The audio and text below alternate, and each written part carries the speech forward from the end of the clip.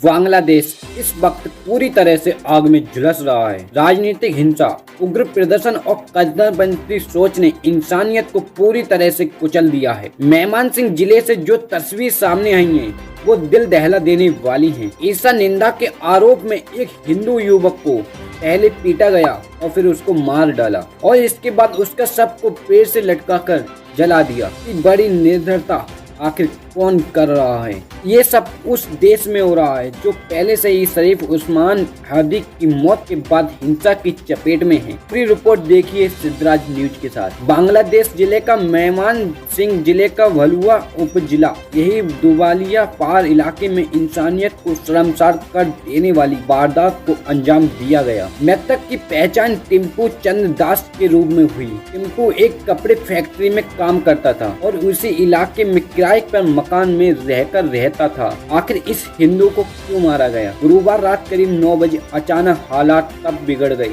जब स्थानीय लोगों के एक समूह ने टीपू पर पैगंबर मोहम्मद के खिलाफ कथित उत्पत्तिजनक टिप्पणी करने का आरोप लगाया। बिना किसी जांच, बिना किसी सबूत और बिना किसी कानून का सहारा लिए उग्र भीड़ ने दीपू को घेर लिया। पहले उसके साथ मारपीट की गई और फिर बेरहमी से उसे पीट कर मौत की घाट उतार दिया गया। लेकिन भीड़ की हैवानियत यहीं खत्म नहीं हुई। हत्या के बाद दीपू चंद्र दास के शव को एक पेड़ पर बांधकर और फिर उसे आग के हवाले कर दिया गया। आखिर इतनी नफरत बांग्लादेश में हिंदुओं के साथ क्यों है? इलाके में अफरा तफरी मच गई। डर के मारे कोई भी आगे आने की हिम्मत नहीं कर सका। सूचना मिलने पर पुलिस मौके पर पहुंची। काफी मकसद के बाद हालात काबू पाया और जले हुए शव को अपने कब्जे में लेकर पोस्टमार्टम को भेज दिया गया। मेहमानसिंह मेडिकल कॉलेज अस्पताल भेजा गया है। पुलिस अधिकारियों का कहना है कि अब तक इस मामले में कोई औपचारिक एफआईआर दर्ज नहीं हुई है। क्या बांग्लादेश का हिंदू अब भी सो रहा है? मृतक के परिवारों की तलाश की जा रही है और शिकायत मिलने के बाद कानूनी कार्रवाई भी की जाएगी। यह घटना ऐसे वक्त हुई है जब पूरा बांग्लादेश पहले से ही हिंसा की आग में जल रहा है। हसीना विरोधी नेता शरीफ उस्मान हादी की मौत के बाद देश के कई हिस्सों में हिंसक प्रदर्शन जारी है। प्रदर्शनकारियों ने अखबारों के दफ्तरों में आग लगा दी, नेताओं के घरों को जला दिया और कई ऐतिहासिक स्थलों को भी नुकसान पहुंचाया है।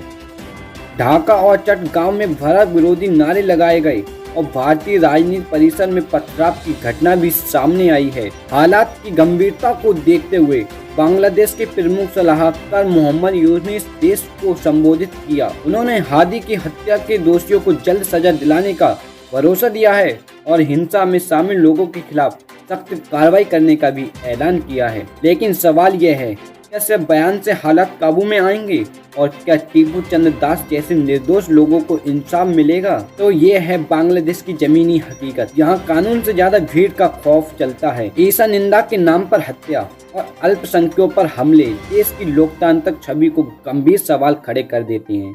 अब देखना होगा कि बांग्लादेश इन हालातों पर कब और कैसे काबू करता है। हम इस खबर पर लगातार नजर बनाए हैं।